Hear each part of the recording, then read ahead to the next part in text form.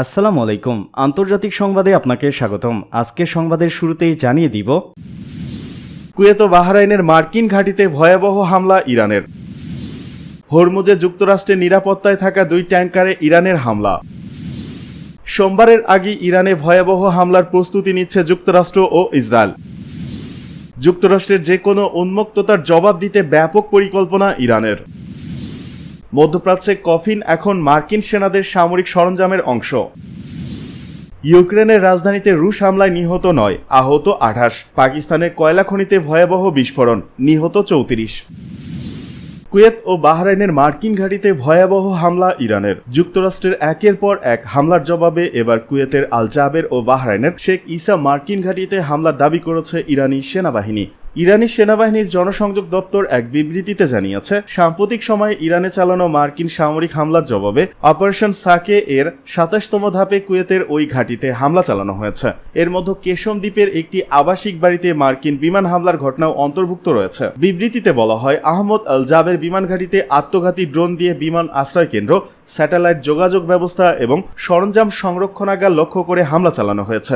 ইরানের দাবি, এই ঘটনাটি যুক্তরাষ্ট্রের বিমান ও নজরদারি অভিযানের একটি গুরুত্বপূর্ণ কেন্দ্র এবং মধ্যপ্রাচ্যে মার্কিন বাহিনীর লজিস্টিক সহায়তার অন্যতম প্রধান ঘাঁটি। অন্যদিকে শেখ ইসা বিমান ঘাঁটিতে উন্নত ধ্বংসাত্মক ড্রোন ব্যবহার করে পরিচালিত হামলায় যুক্তরাষ্ট্রের সামরিক উপস্থিতির গুরুত্বপূর্ণ অবকাঠামো লক্ষ্যবস্তু করা হয়। এর মধ্যে বিদ্যুৎ উৎপাদন ব্যবস্থা, নেভিগেশন সিস্টেম এবং প্রশাসনিক সহায়তা ভবন অন্তর্ভুক্ত ছিল।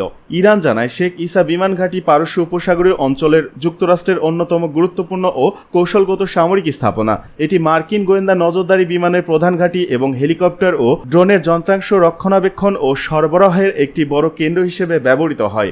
ইরানের দাবি, জুলাইয়ের শুরু থেকে ইসলামাবাদ সমঝোতা স্মারকের শর্ত লঙ্ঘন করে যুক্তরাষ্ট্র দক্ষিণ ইরানে বিভিন্ন প্রদেশে হামলা চালিয়ে আসছে। এর জবাবে অপারেশন নাসর 2 এবং অপারেশন সাকে এর আওতায় অঞ্চল জুড়ে যুক্তরাষ্ট্র পরিচালিত সামরিক ঘাঁটিগুলোতে ক্ষেপণাস্ত্র ও ড্রোন হামলা চালানো হচ্ছে।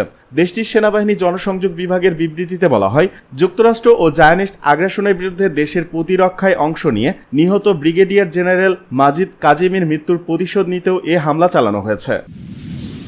এদিকে হরমুজে যুক্তরাষ্ট্রের নিরাপত্তায় থাকা 2 ট্যাঙ্কারে ইরানের হামলা।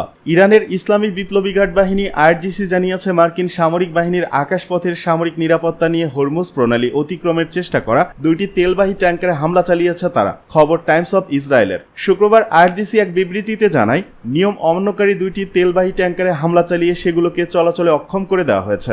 বাহিনীটির দাবি, ওই হামলায় আরও 4টি তেলবাহী ট্যাঙ্কার দ্রুত দিক পরিবর্তন করে আগের অবস্থানে ফিরে যায়। তবে হামলা শিকার ট্যাঙ্কারগুলোর পরিচয়, ক্ষয়ক্ষতির পরিমাণ বা হতাহতের বিষয়ে আইআরজিসি বিস্তারিত কোনো তথ্য দেয়নি। একইভাবে যুক্তরাষ্ট্র বা অন্য কোনো স্বাধীন সূত্র থেকেও তাৎক্ষণিকভাবে এ দাবির সত্যতা নিশ্চিত করা হয়নি। আইআরজিসি সতর্ক করে বলেছে, এই অঞ্চলে থাকা জাহাজগুলোকে মার্কিন সামরিক বাহিনীর দেয়া যে কোনো হস্তক্ষেপ, আদেশ ও নির্দেশনার জবাব দেবে ইরান। আইআরজিসি জোর দিয়ে বলেছে যে, প্রণালীটি অতিক্রম করার জন্য জাহাজগুলোকে অবশ্যই তাদের নৌবাহিনীর সঙ্গে সমন্বয় করতে হবে। সোমবারের আগে ইরানে ভয়াবহ হামলার প্রস্তুতি নিচ্ছে যুক্তরাষ্ট্র ও ইসরায়েল। ইরানের বিদ্যুৎ কেন্দ্র ও রিফাইনারি সহ জ্বালানি অবকাঠামো লক্ষ্য করে চলতি সপ্তাহ অন্তেই এক ব্যাপক বিমান হামলা চালানোর প্রস্তুতি নিচ্ছে যুক্তরাষ্ট্র ও ইসরায়েল। মার্কিন প্রেসিডেন্ট ডোনাল্ড ট্রাম্প এখনও চূড়ান্ত অনুমোদন না দিলেও আন্তর্জাতিক অর্থবাজার সোমবার খোলার আগে এই অভিযান শেষ করার বিষয়ে আলোচনা চলছে। ক্যাম্প ডেভিডে আয়োজিত এক মন্ত্রিসভা বৈঠকে প্রেসিডেন্ট ডোনাল্ড ট্রাম্প বলেন, আমরা তাদের উপর খুব তীব্র আঘাত হানব এবং এক পর্যায়ে তারা বলবে যে আমরা আর এটি সহ্য করতে পারছি না। হোয়াইট হাউসের মুখপাত্র ক্যারোলিন লিভিট জানিয়েছেন যে, যুক্তরাষ্ট্রের জয় হবে এবং ট্রাম্পের আমলে ইরানকে কোনোভাবেই পারমাণবিক অস্ত্র অর্জন করতে দেওয়া হবে না। পেন্টাগনের মুখপাত্র শিন পার্নেন জানিয়েছেন যে, তাদের বাহিনী সম্পূর্ণ প্রস্তুত রয়েছে, তবে প্রেসিডেন্টের চূড়ান্ত সিদ্ধান্তের আগে সম্ভাব্য লক্ষ্যবস্তু নিয়ে কথা বলতে রাজি হননি তিনি। ওয়াল স্ট্রিট জার্নালের এক প্রতিবেদনে বলা হয়েছে, ক্যাম্প ডেভিড থেকেই নতুন এই হামলার অনুমোদন এসেছে। তবে কূটনৈতিক অগ্রগতির কোনো সুযোগ তৈরি হলে ট্রাম্প তা সাময়িকভাবে স্থগিত করতে পারেন। অন্যদিকে সিবিএস নিউজকে এক ইসরায়েলি কর্মকর্তারা জানিয়েছেন যে, পূর্ণাঙ্গ সামরিক অভিযান পুনরায় শুরু করার বিষয়ে তারা এখনও অবগত নন। এ খবরের প্রতিক্রিয়ায় ইরানের তাসনিম নিউজ এজেন্সিকে দেয়া সাক্ষাৎকারে দেশটির এক জ্যেষ্ঠ নিরাপত্তা কর্মকর্তা জানান যে, মার্কিন ও ইসরায়েলি হামলার তীব্র জবাব দিতে ইরান একটি বিস্তারিত রূপরেখা তৈরি করেছে। এই প্রতিবেদনে বলা হয়েছে, ইরানের উপর হামলা চালানো হলে তারা ইসরায়েল এবং ওই অঞ্চলে অবস্থিত মার্কিন যুক্তরাষ্ট্রের জ্বালানি অবকাঠামো সহ অত্যন্ত গুরুত্বপূর্ণ স্থাপনাসমূহে পাল্টা আঘাত হানবে। এদিকে যুক্তরাষ্ট্রের যে কোনো উন্মত্ততার জবাব দিতে ব্যাপক পরিকল্পনা ইরানের। যুক্তরাষ্ট্র ইরানের অবকাঠামোয় হামলা চালালে তার জবাব দিতে তেহরান একটি ব্যাপক পরিকল্পনা প্রস্তুত করেছে বলে জানিয়েছে দেশটির একজন জ্যেষ্ঠ নিরাপত্তা কর্মকর্তা। ইরানের সংবাদ মাধ্যম তাসনিম নিউজকে ওই কর্মকর্তা জানান, ইরানের অবকাঠামোয় যুক্তরাষ্ট্র ও ইসরায়েলের সম্ভাব্য হামলা নিয়ে মার্কিন গণমাধ্যমে প্রকাশিত খবরকে তারা উন্মত্ততা হিসেবে দেখছেন। তবে এমন হামলা হলে তার জবাব দেওয়ার জন্য ইরান পুরোপুরি প্রস্তুত রয়েছে। ওই কর্মকর্তা বলেন, ইরানের পাল্টা পরিকল্পনায় ইসরায়েলের গুরুত্বপূর্ণ অবকাঠামো এবং মধ্যপ্রাচ্যে যুক্তরাষ্ট্রের জ্বালানি অবকাঠামোকে সম্ভাব্য লক্ষ্য হিসেবে চিহ্নিত করা হয়েছে। তিনি আরও বলেন, 40 দিনের যুদ্ধ এবং পরবর্তী কয়েক সপ্তাহে ইরানের সশস্ত্র বাহিনী নিজেদের সক্ষমতা ও পাল্টা জবাব দেওয়ার দৃঢ়তা ইতিমধ্যেই প্রমাণ করেছে। ইরানের এই বক্তব্য এসেছে মার্কিন প্রেসিডেন্ট ডোনাল্ড ট্রাম্পের সাম্প্রতিক একাধিক হুমকির পর। ট্রাম্প অভিযোগ করে আসছেন, পরমাণু ইস্যুতে তেহরান একটি চুক্তিতে পৌঁছাতে অতিরিক্ত সময় নিচ্ছে। এই কারণে ইরানের বিদ্যুৎ কেন্দ্র, সেতুসহ বিভিন্ন অবকাঠামোয় নতুন করে হামলার নির্দেশ দেওয়ার হুমকিও দিয়েছেন তিনি। এর আগে 28 ফেব্রুয়ারি শুরু হওয়া 40 দিনে মার্কিন ইসরায়েল সামরিক অভিযানের সময় ইরানের অবকাঠামোয় হামলার হুমকি দিয়েছিলেন ট্রাম্প। তেহরান যুক্তরাষ্ট্রের শর্ত মেনে না নিলে এসব হামলা চালানোর হুমকি দেওয়া হয়েছিল। তাসনিমের প্রতিবেদনে বলা হয়েছে, ওই সময়ের হামলায় ইরানের বিভিন্ন স্থাপনা ও বেসামরিক এলাকাও ক্ষতিগ্রস্ত হয়। দক্ষিণাঞ্চলে মিলাপ শহরের একটি স্কুলে হামলায় 160 জনের বেশি ছাত্রী নিহত হওয়ার দাবি করা হয়েছে। তেহরানে হাসপাতাল, আবাসিক এলাকা ও একটি সিনাগগে হামলার অভিযোগ করেছে ইরান। এদিকে মধ্যপ্রাচ্যে কফিন এখন মার্কিন সেনাদের সামরিক সরঞ্জামের অংশ। ইরানের খাতাম আল আনাবিয়া কেন্দ্রীয় সদর দপ্তরের প্রধান মেজর জেনারেল আলী আবদুল্লাহি বলেছেন, মধ্যপ্রাচ্যে অবস্থানরত মার্কিন বাহিনী ও তাদের মিত্ররা এখন বুঝে গেছে যে তাদের সামরিক সরঞ্জামের অবিচ্ছেদ্য অংশ হয়ে উঠেছে কফিন। একই সঙ্গে তিনি প্রয়াত সর্বোচ্চ নেতা আলী খামেনির আঘাত করে পালিয়ে যাওয়ার যুগ শেষ সেই ঐতিহাসিক ঘোষণারও পুনর্ব্যক্ত করেন। খবর IRN এর শুক্রবার দেয়া এক বার্তায় মেজর জেনারেল আবদুল্লাহি বলেন, আমেরিকানরা এবং তাদের ভাড়াটে বাহিনী আজ গভীরভাবে উপলব্ধি করেছে যে এই অঞ্চলে তাদের সামরিক সরঞ্জামের অংশই হলো কফিন। তিনি ইসলামী বিপ্লবের প্রয়াত সর্বোচ্চ নেতা আয়াতুল্লাহ আলী খামেনির বক্তব্য স্মরণ করে বলেন, সেই প্রবীণ পথপ্রদর্শক ও প্রয়াত নেতা ঘোষণা করেছিলেন, আঘাত করে কোনো মূল্য না দিয়ে পালিয়ে যাওয়ার সময় শেষ হয়ে গেছে।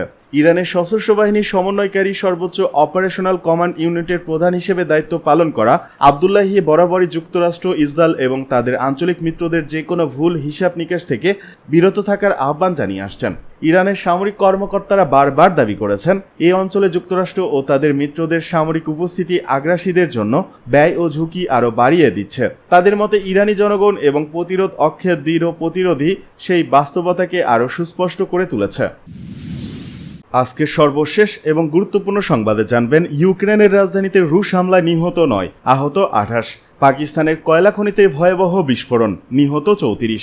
ইউক্রেনের রাজধানী কিয়েভে রাশিয়ার এক বিমান হামলায় অন্তত 9 জন নিহত এবং 4 জন শিশুসহ 28 জন আহত হয়েছেন।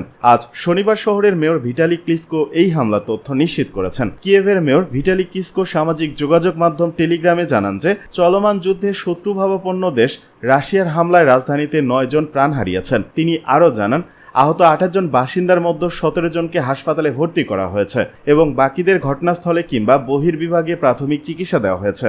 হামলায় ব্যবহৃত অস্ত্রের ধরন বা পরিমাপের বিষয়ে মেয়র বিস্তারিত কোনো তথ্য দেননি। পঞ্চমে গড়ানো চলমান যুদ্ধের কারণে এসব হামলা ও ঘটনার নিরপেক্ষতার সত্যতা যাচাই করা কঠিন বলে প্রতিবেদনে উল্লেখ করা হয়েছে। এদিকে পাকিস্তানের কয়লা খনিতে ভয়াবহ বিস্ফোরণ, নিহত 34। পাকিস্তানের দক্ষিণ পশ্চিমাঞ্চলীয় বেলুচিস্তান প্রদেশের 2টি কয়লা খনিতে ভয়াবহ মিথেন গ্যাস বিস্ফোরণের ঘটনায় অন্তত 34 জন শ্রমিক নিহত হয়েছেন। এখনও খনি প্রায় 4000 ফুট গভীরে আটকে থাকা 2 শ্রমিককে উদ্ধারে অভিযান চালিয়ে যাচ্ছে উদ্ধারকারী দল। বৃহস্পতিবার বেলুচিস্তানের রাজধানী কুয়েতের অদূরে দুর্গম সুড়ঙ্গ এলাকায় এ দুর্ঘটনা ঘটে। প্রাথমিক তদন্তে ধারণা করা হচ্ছে, পাশাপাশি অবস্থিত 2টি কয়লা খনিতে জমে থাকা মিথেন গ্যাসের শক্তিশালী বিস্ফোরণ থেকেই এই মর্মান্তিক দুর্ঘটনার সূত্রপাত ঘটে। প্রাদেশিক খনি ও খনিজ উন্নয়ন মন্ত্রী শোয়েব নসরানি রয়টার্সকে জানান, বিস্ফোরণের সময় ধসে পড়া খনির অংশে মোট 36 জন শ্রমিক কাজ করছিলেন।